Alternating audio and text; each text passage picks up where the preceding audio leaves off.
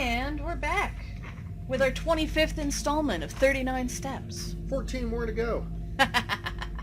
That's how this works, right? Right, yeah, Okay. that's totally accurate. I'm buying that. Although I don't know if we're going to be able to make 14 videos out of 3.5 chapters. That seems... Well, 4. We haven't started the Black Fair Stone enough, yet. fair enough. The Blackstone. Foreign offices meeting with Royer is brought forward in a bid to derail the Blackstone's plot. Blackstone's plot. Blackstone's plot.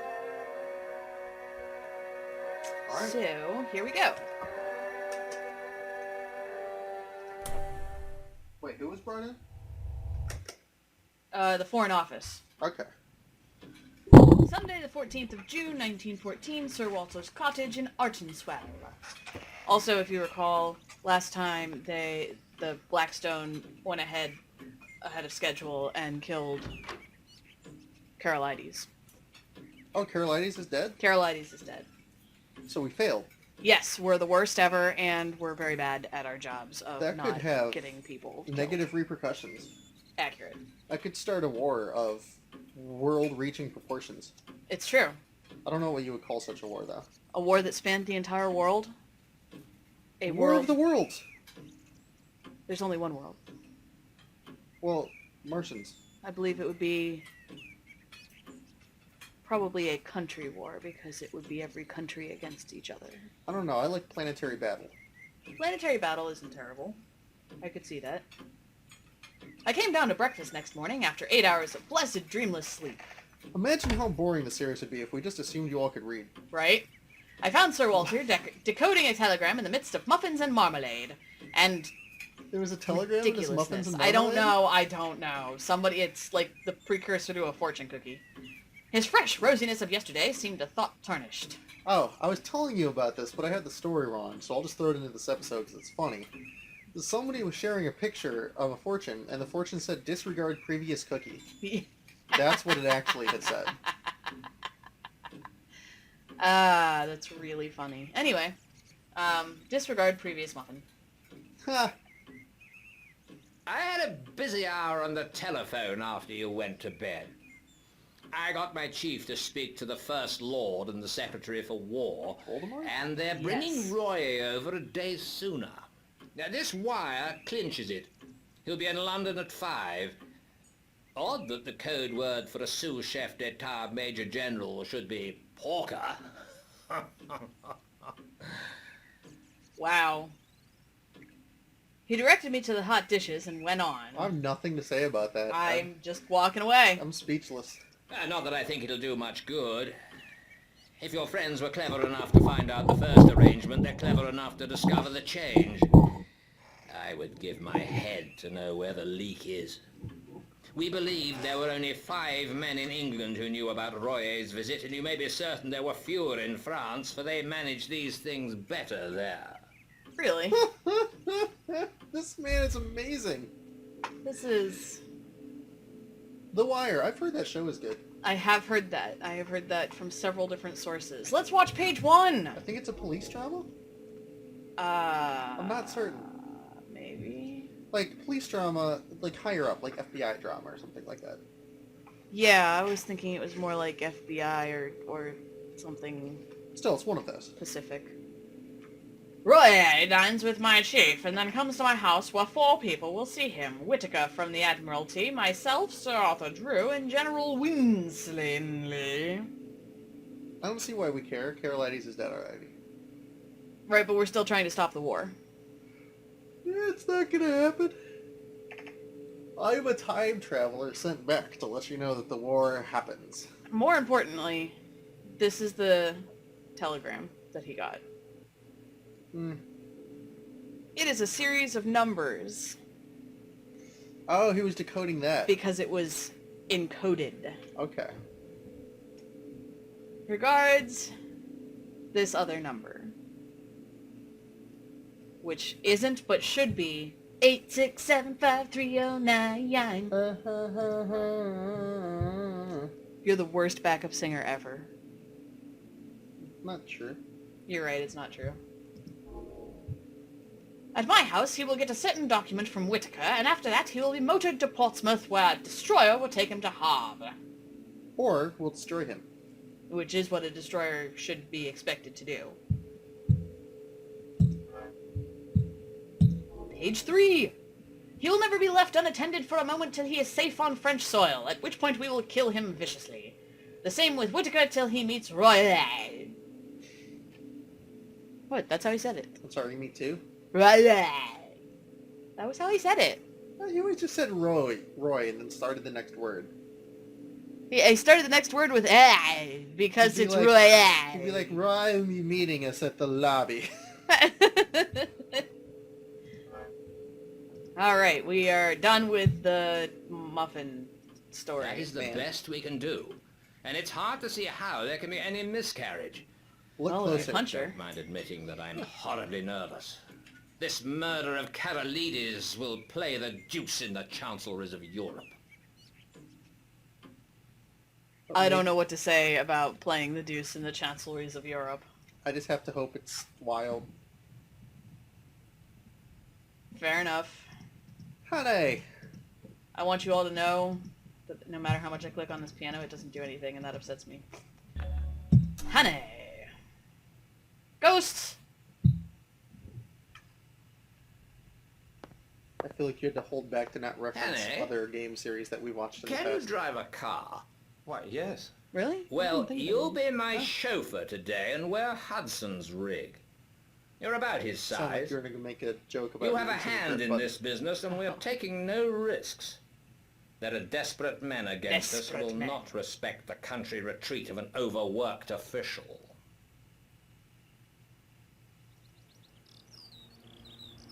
It looks like a top hat. It does Or look just vaguely like a a top hat. factory with a chimney. I can see that as well. It was a soft, breathless June morning with promise of sultriness later, but it was delicious enough swinging through the little towns with their freshly watered streets and past the summer gardens of the Thames Valley. That obviously says Thommies. It's Thames. I know that one is Thames. I'm sorry I can't. Famous. You're famous. Famous. I'm sure that this isn't supposed to be a airship up there, but it looked like an airship up there. I landed Sir Walter at his house in Queen Anne's Gate punctually by 11:30. The first thing he did was take me round to Scotland Yard. They locked me up and threw away the key. We're traveling by map.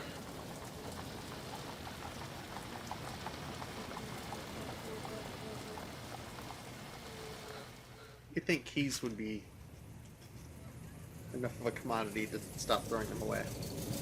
Nah, they're not that complicated. We'll just make another one. There we saw a prim gentleman with a clean-shaven lawyer's face. As opposed to one of those hairy lawyer's faces. McGillivray, I've brought you the Portland Place murderer. The reply was a wry smile. A good Sir It would Walter have been still a here. welcome present, Bullivant. He's still 3 sheets This, to I the wind. presume, is Mr. Richard Hannay, who for some days greatly interested my department. Mr. Hannay will interest it again. He has much to tell you, but not today. And now back to my For whiskey. certain grave reasons, his tale must wait for 4 hours. Grave Then I can reasons? promise you, you will Grave be reasons like I have entertained more to and drink. possibly edified. Edified? I want you to assure Mr. Hannay that he will suffer no further inconvenience. This assurance was promptly given. And definitely could not be rescinded. Sir Walter was stumbling down drunk by this point. You can take up your life where you left off. Your flat, which probably you no longer wish to occupy, is waiting for you. And your man is still there. As you were never publicly accused, we considered that there was no need of a public exculpation. But on that, of course, you must please yourself. I please myself with a public McGillivray, exculpation every we night. Yeah, may you do. want your assistance later on. We collected McGillivray! Hooray! I Come always see wanted me to know tomorrow, Gilvray. Hannay. I needn't tell you to keep deadly quiet. If The I were you, deadliest of I would quiet. go to bed, for you must have considerable arrears of sleep to overtake. You'd better lie low, for if one of your Black Stone friends saw you, there might be trouble. Of course.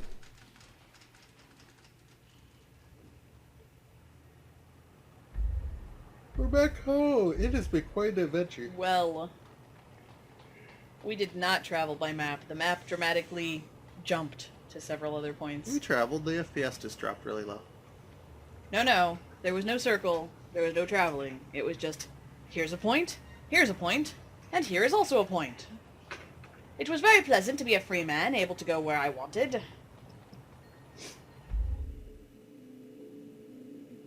A free man. A free man? Able to go where he wants. Midday. I went to the Savoy Lounge, ordered very carefully a very good luncheon, and then smoked the best cigar the house could provide. Save. But I was still feeling very nervous. When I saw anybody look at me in the lounge, I grew shy and wondered if they were thinking about the murder. It's not all about you, Dick. It is all about him.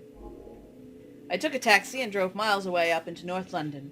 I walked back through fields and lines of villas and terraces, and then slums and mean streets, and it took me pretty nearly 2 hours. I was very surprised by that. Why would you do that? I don't know. Like, just walk there, then you take the taxi back. Oh, right? I dined at a restaurant on Jermyn Street. I was no longer hungry and let several courses pass untasted. He's gonna get fat. I drank the best part of a bottle of Burgundy, but it did nothing to cheer me. An abominable restlessness had taken possession of me. Abominable! I kind of feel bad for him. He's been off on a grand adventure, though. Yeah, that's what we're gonna call that. A grand adventure. I didn't feel like going back to my flat. That had to be faced sometime, but as I still had sufficient money, I thought I would put it off till next morning and go to a hotel for the night. You know, we were discussing this game outside of recording it, and you had postulated that our main character might die by the end. Yes. What makes you think that? I mean, now that you've said it, I'm starting to think you might be right, but what got you on that track?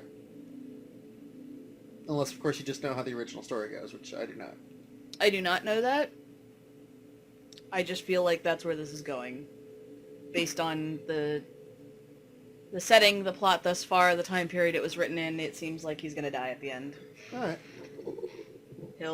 Something will go horribly wrong. He will have to sacrifice himself to save everything, and then the war will be postponed for approximately 2 days. Everything's already gone horribly wrong, though. Like, it's over. We're lost. Right, but he hasn't had the opportunity to sacrifice himself yet. Alright.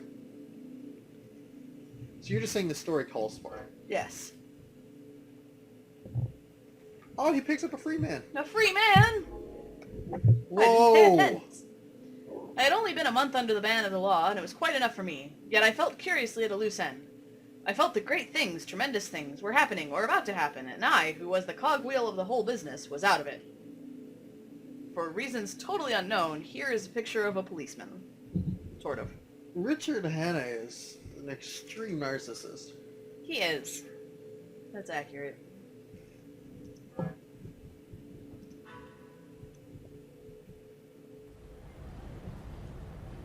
Here was I, a very ordinary fellow, with no particular brains, and yet I was convinced that somehow I was needed to help this business through. That without me, it would all go to blazes. I told myself it was sheer silly conceit, that 4 or 5 of the cleverest people living, with all the might of the British Empire at their back, had the job in hand. This caused the camera to pan down slowly. Yet I couldn't be convinced. It seemed as if a voice kept speaking in my ear, telling me to be up and doing, or I would never sleep again. Richard, That dance bus was... naked in front of your window. That bus was just so close. There's no need for that.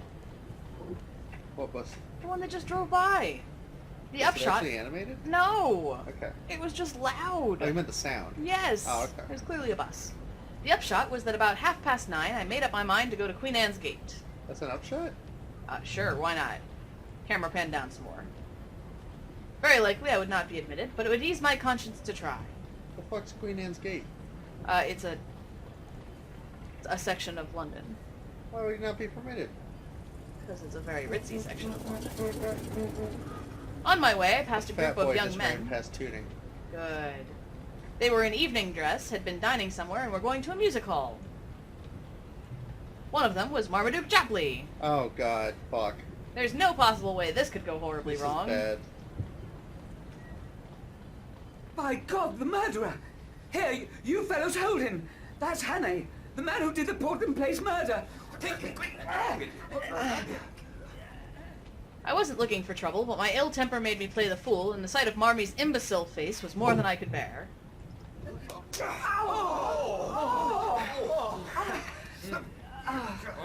going on here? Oh, this man is the Portland Place murderer. Damn it all! Make your fellows shut up! I advise you to leave me alone, Constable. Scotland Yard knows all about me, and you'll get a proper wigging if you interfere. You got to come on with me, young man. I saw you strike that gentleman cruel hard. You began it too, for he wasn't doing nothing. I seen ya. You best go quietly, or I'll have to fix you up. What? What's him? What's him? Right, come back here.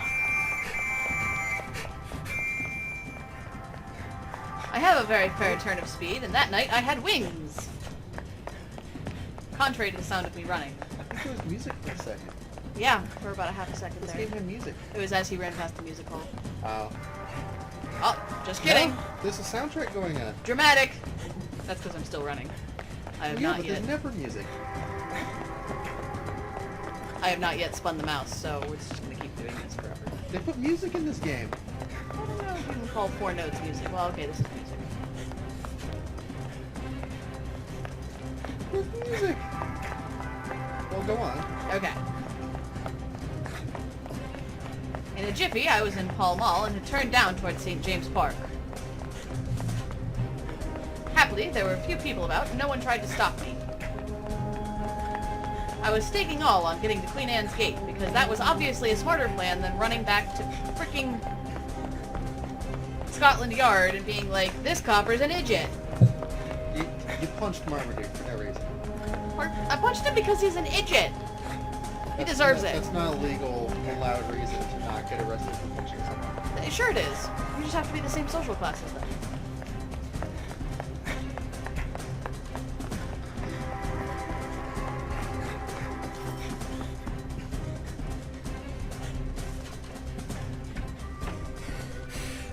I must see Sir Walter.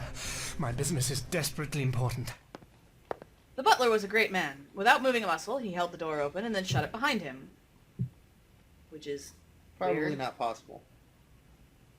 Sir Walter is engaged, sir, and I have orders to admit no one. Perhaps you will wait. See here. There's trouble about, and I'm in it. But Sir Walter knows, and I'm working for him. If anyone comes and asks if I'm here, tell him a lie.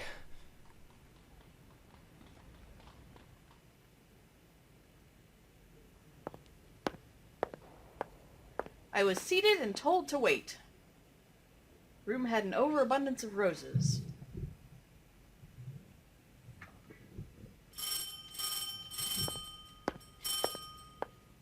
He returned to the door, and with a face like a graven image, waited to be questioned. This is the house of Sir Walter Bullivant, and I am under the strictest orders not to let anyone, no matter who, interrupt his office. So there. I suspect that this is glowing. Something's glowing here. I think it's just that door.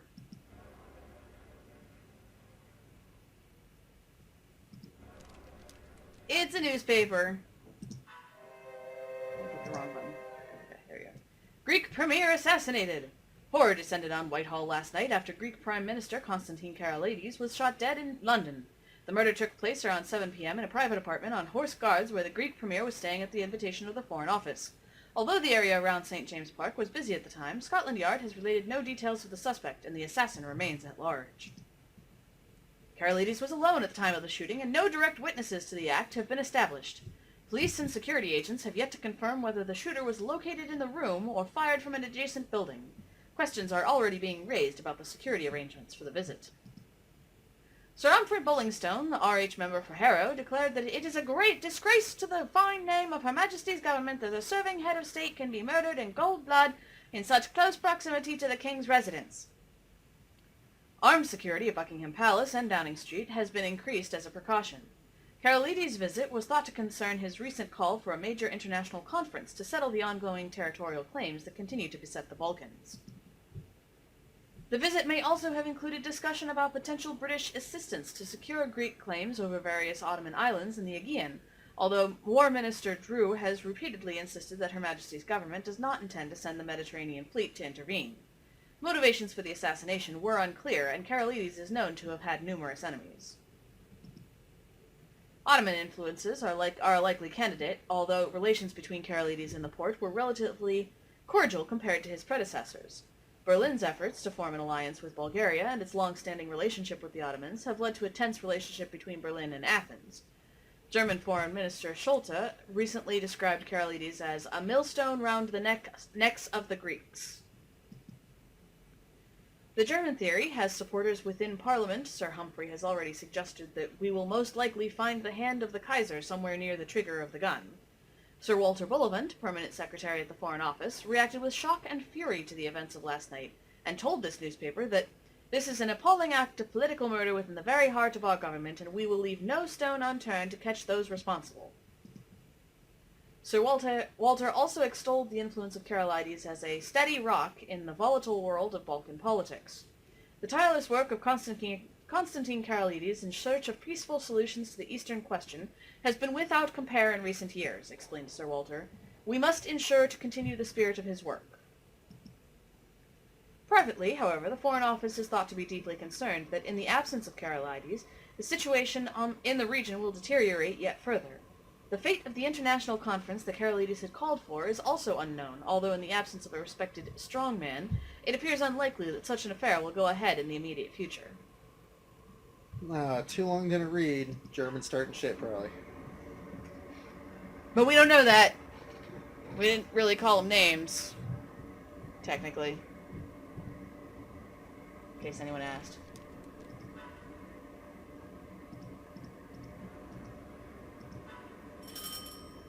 I hadn't waited long till there came another ring at the bell.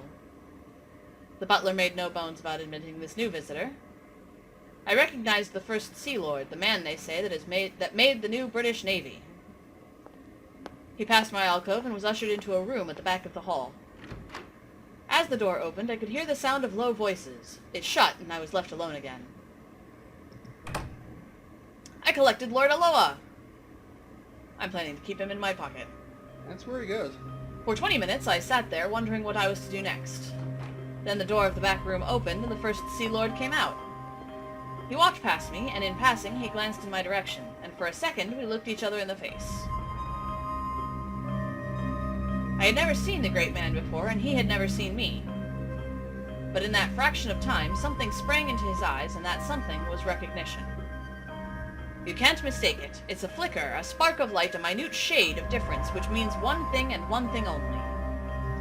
Diarrhea. Answer the telephone! Oh. I think you right-clicked. I don't think I did. Clearly I did. My apologies. Telephones are clearly complicated things. Why are you answering the telephone?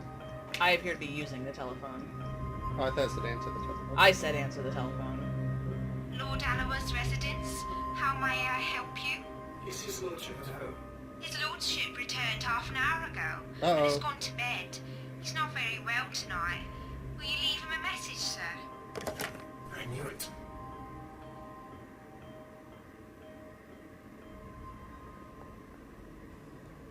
Not a moment to be lost, so I marched boldly to the door of that back room and entered without knocking.